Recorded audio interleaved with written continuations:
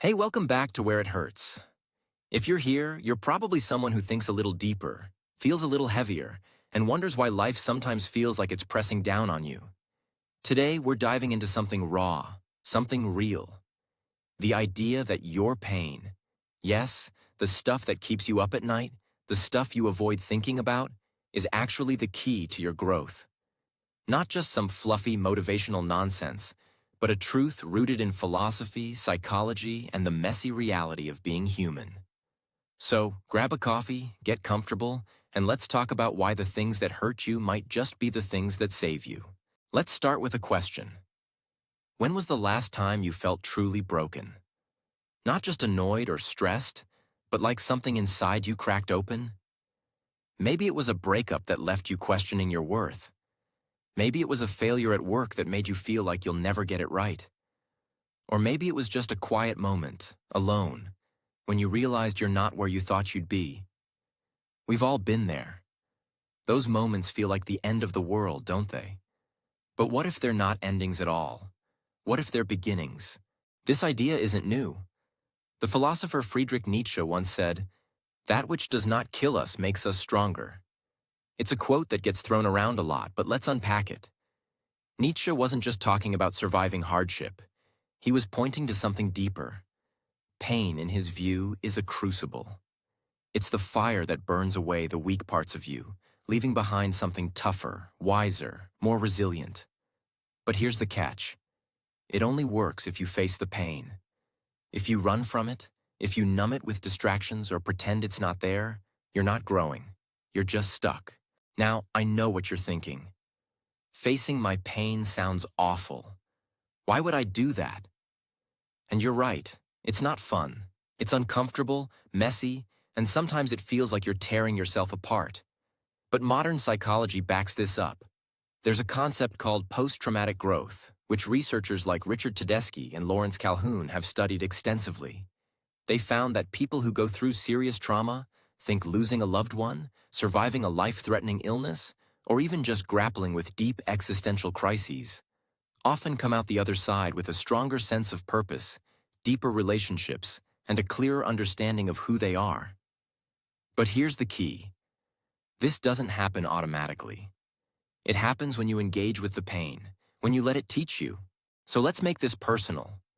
Think about a time when you were in pain. Emotional, mental, maybe even physical. What did you do with it? Did you push it down, scroll through your phone for hours, or pour yourself into work to avoid it? Or did you sit with it? Did you let yourself feel the weight of it, ask what it was trying to tell you? Most of us choose the first option because it's easier in the moment. But the second option, that's where the magic happens. Let's talk about why pain is such a powerful teacher. When things are going well, when life is easy, we don't question much. We coast. We stick to our routines, our comfort zones, our safe little bubbles. But pain? Pain is a disruptor. It forces you to stop and look at your life. It's like a loud, obnoxious alarm clock that says, "Hey, something's not working here, pay attention." And if you listen, if you lean into it, you start to see things differently. Take heartbreak, for example. It's one of the most universal kinds of pain. Whether it's romantic, familial, or even the loss of a friendship, heartbreak rips you open. It makes you question everything, your choices, your worth, your ability to be loved. But it also forces you to rebuild. You have to figure out who you are without that person, what you want, what you're willing to accept. And in that process, you grow. You become more self-aware, more compassionate, more attuned to your own needs. That's not just me saying this. Studies in psychology show that people who've experienced significant emotional pain often develop greater empathy and emotional intelligence. Why? Because they've been through the fire. They know what it feels like to hurt, so they can connect with others who are hurting. But let's be real. Sitting with pain is hard. We live in a world that's obsessed with quick fixes. Feeling sad? There's an app for that. Stressed? Buy this product. It'll solve everything. Our culture tells us that pain is something to be avoided at all costs, that happiness is the only state worth pursuing. But that's a lie. Happiness is great, don't get me wrong, But it's not the whole story. The Stoic philosophers, like Marcus Aurelius, had a different take. They believed that life is a series of challenges, and your job isn't to avoid them but to meet them head-on. Marcus wrote, "You have power over your mind, not outside events. Realize this, and you will find strength." In other words, pain is inevitable, but suffering is optional. It's how you respond to the pain that matters. So, how do you respond to pain in a way that leads to growth? Let's break it down into something practical. First, you have to acknowledge it. This sounds obvious, but it's not. Most of us are masters at pretending everything's fine. We smile, we say, "I'm good," we keep moving. But pain doesn't go away just because you ignore it. It festers. It shows up in your anxiety, your irritability, your inability to sleep. So, step one is to name it. Say to yourself, "I'm hurting." This is what it feels like. Write it down if you have to. Talk to a friend. Just don't let it stay buried. Step two is to get curious.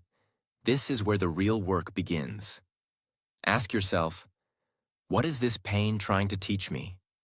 Maybe it's showing you that you've been neglecting your own needs. Maybe it's highlighting a pattern in your relationships that needs to change. Maybe it's just reminding you that you're human, that you're not invincible, and that's okay. The point is, pain always has a message. Your job is to listen. Step three is to act. Pain isn't just there to make you miserable, it's a call to change. Maybe that means setting better boundaries. Maybe it means letting go of something or someone that's holding you back. Maybe it's as simple as taking better care of yourself, physically or mentally.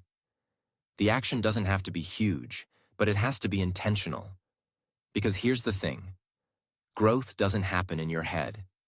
It happens in the choices you make, the steps you take, even when they're small. Now let's address the elephant in the room. Sometimes pain feels like too much. Sometimes it's not just a teacher, it's a tidal wave, and you're drowning. If you're in that place, I see you. And I want to say this clearly. There's no shame in asking for help.